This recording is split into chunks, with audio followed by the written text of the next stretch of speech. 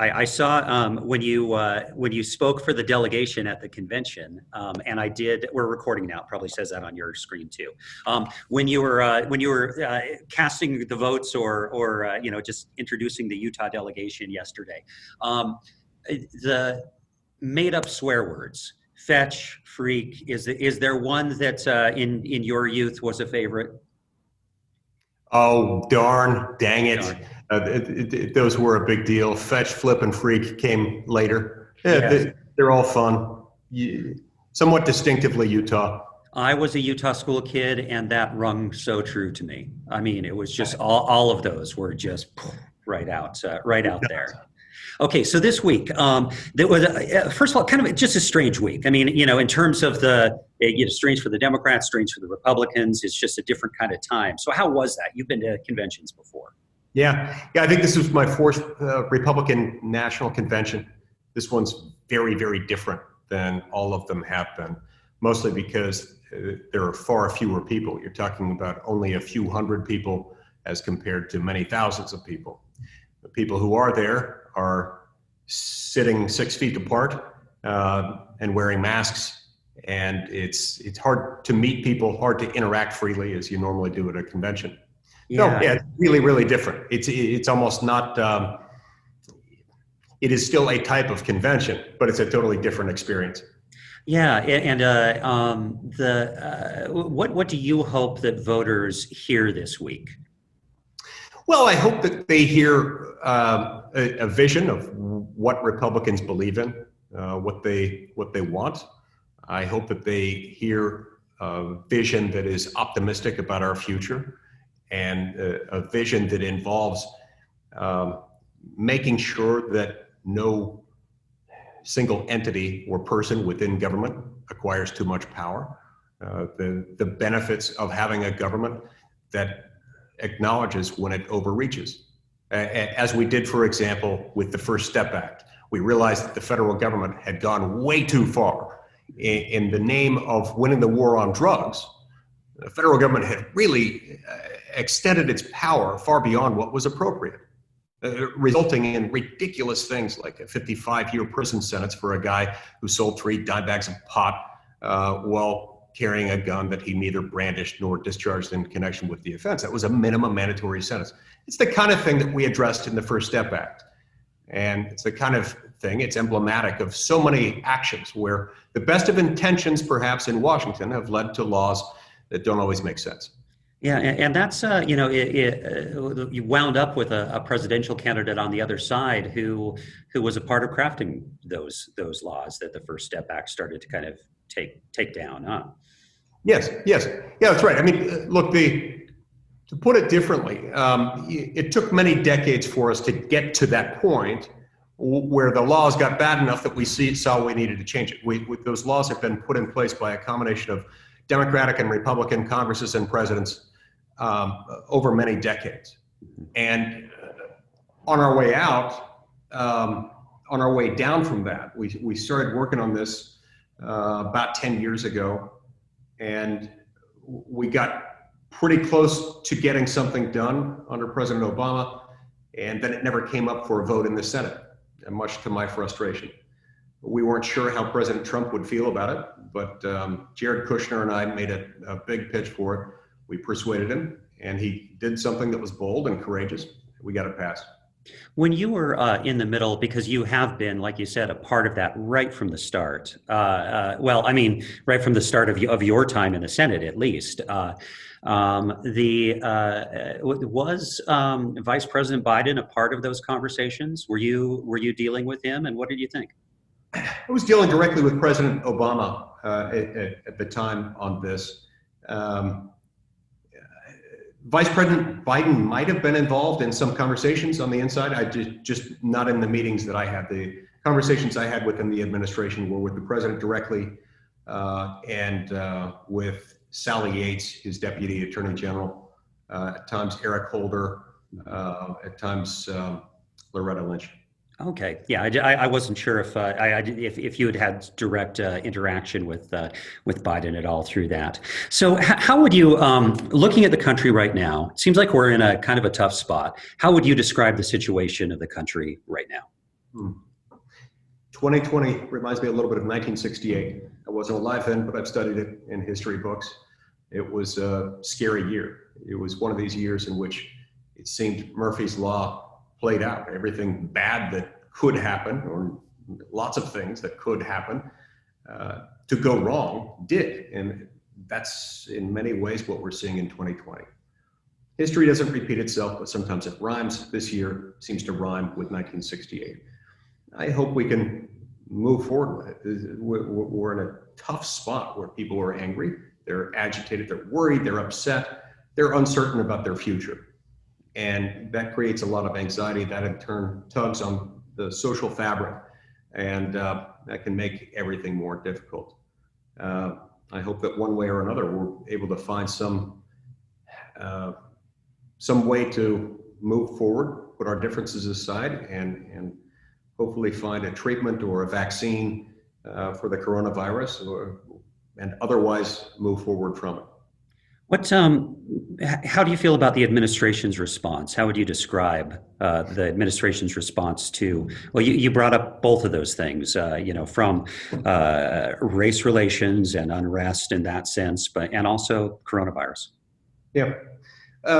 Look, I don't think this is something that anyone alive today has ever experienced. I find it an unsatisfying and overly simplistic attack on the Trump administration for people to lay the coronavirus or what has happened in response to it squarely at the foot of the Trump administration. If you evaluate the role the federal government has to play in the coronavirus response, it's relatively small, other than in the financial, raw economic terms in which we've spent several $1 trillion now on the response to it. But the president's discretionary role in that has been and is by nature of the way our system of government works, far less significant than the role that a city council or a state legislature or a governor might play. And so, look, I'm of the view that the Trump administration has done the best that it can do on this. And I really take issue with those who try to lay the entire pandemic or even most of what's gone wrong with our response to it at the feet of the federal government. That's just not where it belongs. Is that, I hear you there. Is it then, honestly, does it point out a weakness in our governing system then? Is that what you're saying? Because No. you look at our peer countries and they did so much better at pushing back the virus, from Canada to the European Union. We're so off the charts. Yeah, you know what? First of all, I think it's far too soon to have a true apples to apples comparison to those countries. Testing protocols are different from country to country. Our demographics are different. I think it's going to take some time to sort through all the crosstabs on that and figure out whether it's fair to say that our response was inferior to that of other countries. And I certainly don't think it points out a fundamental flaw in our system of government. One thing that does concern me is that insofar as people become convinced that it is first and foremost the responsibility of government to solve it, or that government can be entrusted to solve it, or that government can be entrusted to deal with any particular crisis, particularly one that cuts at human beings to the very core of our biology, like this one. I don't think that's an accurate assessment. On the other side, so we're talking coronavirus there, but also on the kind of the unrest that we've seen, which is certainly linked. I mean, this is just like you said, trouble. It's almost 1968 plus 1918, but although without the World War. Yeah, with far fewer deaths. Yeah. The Spanish, of course, that is a different category of of pandemic. You're right. But is it? Do you think that do you feel like the administration is responding well to the unrest, to the racial unease, to those things? Yeah, I mean, here again, there are a lot of people, particularly on the left, who already didn't like the president, who will use any bad development to attack him, who are ignoring and trying to obliterate the distinction between what is state and local and what is federal. The violence that we've seen on the ground in many of these cities has been handled or not handled to various degrees by the local police force. There has been a lot of attention paid to instances in which federal personnel have been brought in. As far as I can tell, those have been limited, as in Portland, most prominently and most recently, for example, to circumstances in which there was a federal structure, in the case of Portland, a federal courthouse, where your ability to administer justice, your ability to continue to protect the rights of the criminally accused, for example, absolutely depends on our ability to secure the perimeter immediately surrounding the federal courthouse. The city of Portland was unable adequately to perform that task, and so federal personnel were deployed in order to protect that. But they weren't put into that city, contrary to what many have suggested, against the city's will and just for general law enforcement purposes. So these riots that have happened are a problem. Look, they are a problem that needs to be quelled by law enforcement at the appropriate levels. And but do you think that the president, as he's I'm sorry to interrupt. I was just going to say, do you think the president, in his use of the bully pulpit and his role as basically a moral leader, is he does he strike the right tone with that, or does he exacerbate the issue? Look, I'm sure anyone who speaks as much as the President of the United States does, and I don't just mean President Trump, anyone who serves in that role or any comparably prominent role is going to say things from time to time that are ideal, and other things say things from time to time that are not ideal. But if you look at the bulk of his statements on these issues, he's not out there just trying to fan the flames just for the sake of making people mad. What I've seen from him on that front is primarily saying, you need to enforce the law. Don't let people beat up other people. Don't let people overturn police cars and light them on fire. This is crazy. And I think most Americans would agree with that.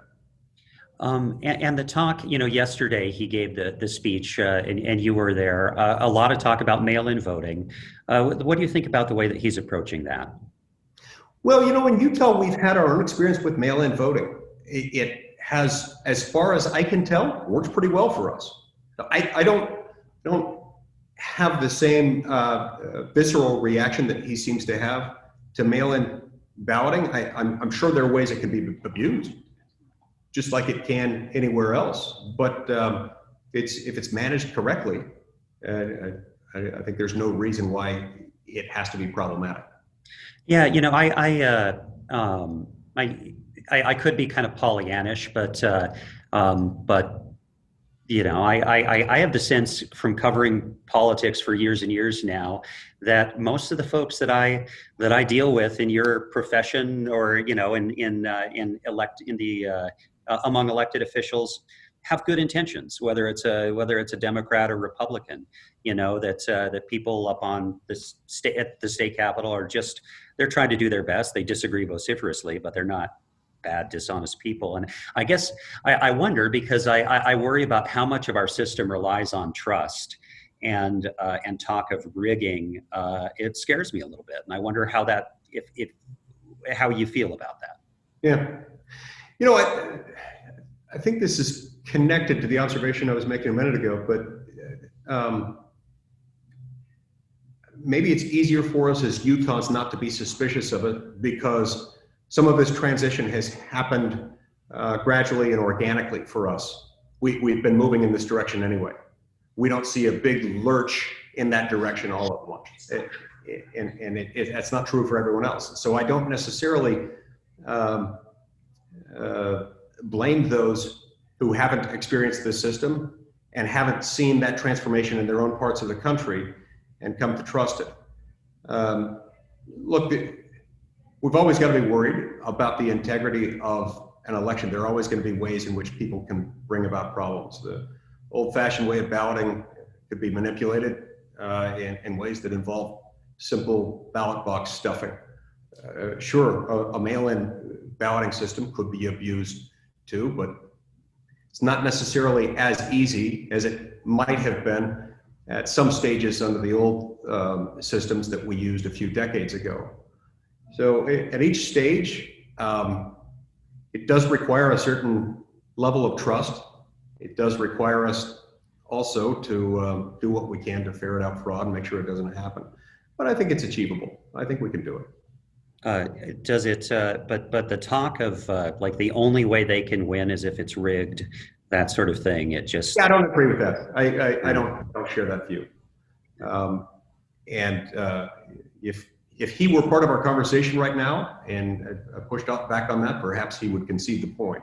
I'm not sure, but I certainly don't share that view. Yeah, I appreciate that. I was wondering, and this is a question for you about your personal journey in the last 4 years, because 4 years ago, you were really critical of this president, especially after the Access Hollywood tape came out, saying you wouldn't want to be associated with someone who talked to women like that. What's changed? What got you to this point now? Yeah, a lot of things had happened in 2016. I had been down this journey in which several of my friends in the Senate had been running for president. I had become very emotionally invested in that race at a fairly early stage. When that tape came out that you're describing, I concluded at that moment it was impossible for him to win. And I believed that the only way that we would end up with a president other than Hillary Clinton would have been for him to step aside and for Republicans to replace someone else, perhaps Mike Pence at the top of the ticket. I was mistaken. And, after it all happened, I met with him. I've since met with him on countless occasions. And what I told him in our first meeting after his election as president of the United States was, look, I know that we have had our differences. I know I have not been helpful to you at all. And insofar as you work to restore constitutionally limited government and to make the federal government work better for the people and to drain the swamp, you'll have no greater ally. Insofar as you don't, I'm going to be a pain in the neck. And he understood and appreciated that. And then we started looking for ways in which we could work together. I talked about regulatory reform. I talked to him about criminal justice reform. I talked to him about expanding the child tax credit, something important to people throughout the state of Utah. We ended up achieving major successes on all three of those fronts. And so, look, while this is not a president I expected to like, I've gotten to know him since then, and I've developed a good working relationship with him. And I have seen that he's done a lot of the things that he said he would do if elected president of the United States. I don't even agree with all of those things, but I find it refreshing that he has done what he said he would do. And I like that. What don't you agree with? Max, I think we really actually have to go on. So maybe just okay. One last question, and then we really got to go.